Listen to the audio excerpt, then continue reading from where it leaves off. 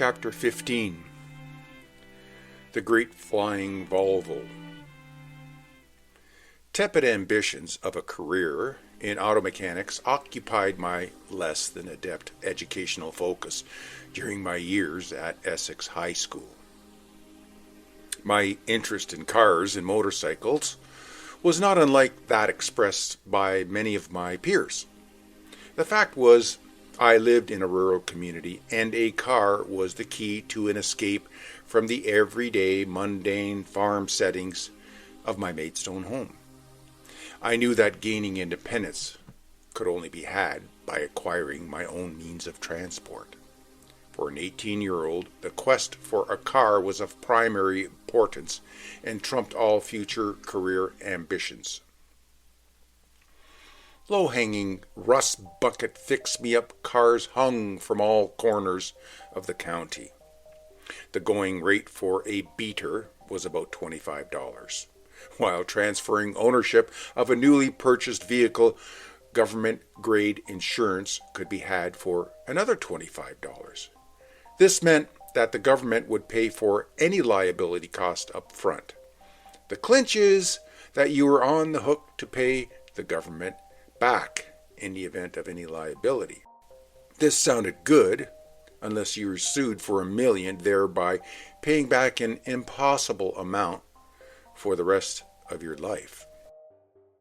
It was a chance I would take, and apparently luck was on my side, because fender benders and other slightly more damaging brush-ups, I avoided the high cost of car insurance for a few years, until the practice of government insurance was abolished. It was 1976 when I bought a faded red 1967 Volvo sedan. By North American standards, it was a small car, but well engineered. It sported rounded and strong body panels.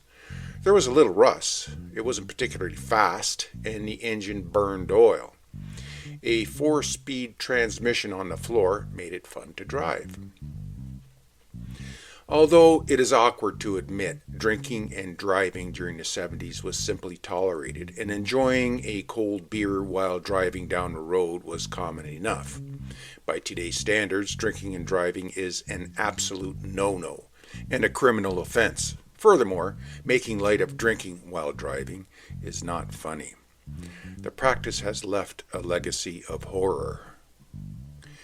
It was late one Saturday evening in that summer of 1976 when Bowie Kuhn and I were drinking draft beer with a small gathering of friends at A-Bars, a hotel at the east end of Windsor. Watering holes were referred to as hotels back in the 70s, not bars as is common reference today. A-Bar's claim to fame was having Al Capone frequent the establishment during Prohibition times. Along with Bowie and myself, the drinking table was comprised of Dougal, Gump, and Cat, whom just expressed indignation after hearing a last call announced.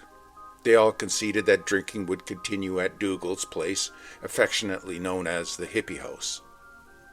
As their chairs slid back, Bowie abruptly put down his beer glass with a thud and vociferously proclaimed, "Let's go to Sabo Beach." The others, already standing, shook their heads and waved a wobbly goodbye. I had been nursing a couple of beers all evening, not for the fact that I was driving, but because I was short of cash. Bowie, conversely, was flush with money. While beaming broadly, he flashed a row of 20s from his wallet. He was obviously doing well with his truck driving job. "I don't gotta be in till Monday. I'll fill her up for you, so let's head out of town right now. We'll check out life on the beach," he said.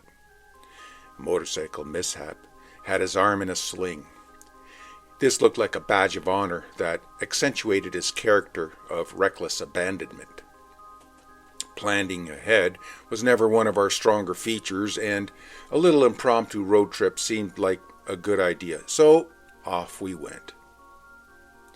Along with the other bar patrons, we exited the air-conditioned confines and entered a sultry summer Windsor night.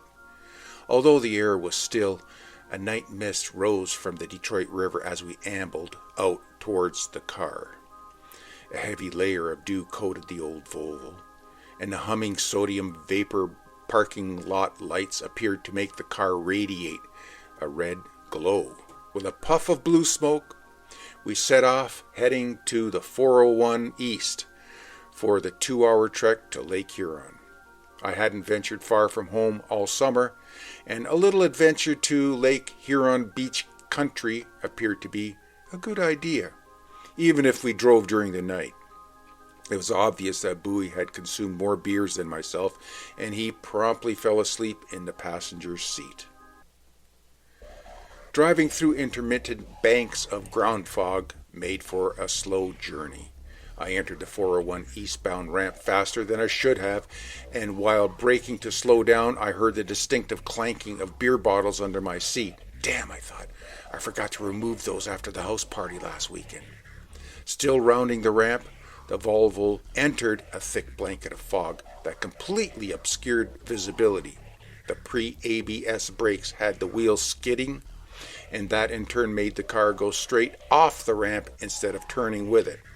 The car flew through the air in a football spiral. It hit the ground, causing several more complete rolls till we landed upright on the shoulder of the 401. The engine was still running. I turned the key off. The Volvo silent now, only the traffic noise of the 401 hummed right next to the wreck. I guess having the rollover awakened Bowie. "Oh no," he cried. I assumed Bowie had rebroken his shoulder, and the police were surely on their way. My next thought was to rid the car of the beer bottles. Just as I was groping under the seats, Bowie's door flung open. She identified herself as a nurse, a rather large nurse at that. She effortlessly scooped up Bowie's large 6-foot frame, extracting him from the car. Now in her arms, she gently placed him lying down next to the car. This all happened while I was busy throwing empty beer bottles as far away as possible into the tall grass off the expressway. Looking behind me now, I could see the carnage. The Volvo was obviously totaled. Every piece of glass was broken and loose crystals scattered everywhere, glimmering like diamonds in the light of passing cars. The rounded contours were now an undulating relief of distorted metal. A couple of cars stopped along with a Mack truck. The driver emerged from his rig. Circling to the other side, I now noticed Bowie laying on the ground with a blanket neatly tucked under his chin. The nurse was bent over him and speaking softly. Interjecting, I asked Bowie, "Where are you hurt?" He said, "I don't know. What's the matter with me?" he asked. "Did you re-break your shoulder again, Bowie?" I asked. "It's fine.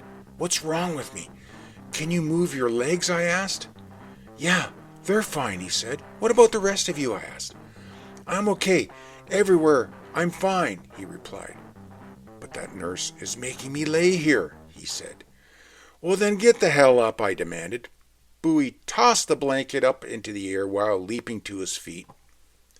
"He's going to relapse. Make him stay down. He's in shock," protested the nurse. "I'm fine. Thanks for your help, but please get lost," said Bowie. "I just woke up, that's all." Just then, the transport truck driver approached us with a large cigar in his mouth. He says, "Saw you tossing bottles," as he spit on the pavement. "Got a word of advice for you. When the ambulance gets here, no matter what, get in. Heard on the CB, cops is a-comin', and you best skedaddle out of here," he said. "Nah, we don't need no ambulance," replied Bowie. "Maybe the guy has a point. In case I'm over the limit," I said. We were relieved to see the flashing red and blue ambulance lights. We were promptly shooed into the back, with the police passing by us in the opposite direction on our way to the hospital. We made it all the way to Hotel Dieu in Windsor. A doctor's cursive check concluded we were not injured and immediately released. The Volvo was towed away for scrap. A day later, I got a phone call from the police asking if I could kindly visit them at the 401 OPP station in Maidstone. Upon entering the police station, I immediately encountered an audience with the policeman that phoned me earlier.